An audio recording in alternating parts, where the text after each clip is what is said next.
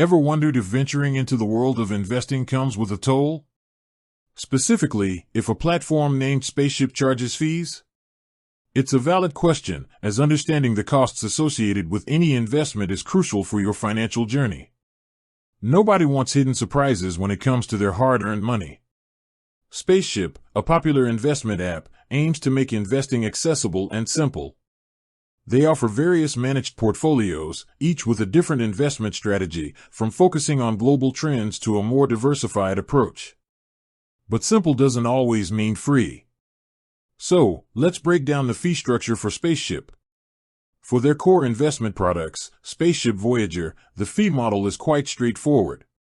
If your total portfolio balance across all your Spaceship Voyager portfolios is less than $100, then you pay absolutely no monthly fees, it's free. This is a fantastic entry point for beginners looking to dip their toes into investing without immediate cost concerns. However, once your balance reaches $100 or more, a monthly fee of $3 applies. This is a flat fee, meaning you pay $3 per month regardless of how many Spaceship Voyager portfolios you hold. This monthly fee covers the administration and platform access. In addition to this monthly fee, there are also management fees, which are calculated as a percentage of your portfolio's value and accrue daily. These percentages vary depending on the specific Spaceship Voyager portfolio you choose. For instance, the Spaceship Universe portfolio and Spaceship Earth portfolio currently have a management fee of 0.5% per year. The Spaceship Origin portfolio has a lower management fee of 0.15% per year, and there are other options like Spaceship Explorer at 0.25% and Spaceship Galaxy at 0.35%. These management fees are deducted from the fund's assets and are reflected in the unit price, so you won't see them as a direct charge to your account. It's also important to note that Spaceship states there are no brokerage, operational, withdrawal, or other transactional fees or costs for Spaceship Voyager.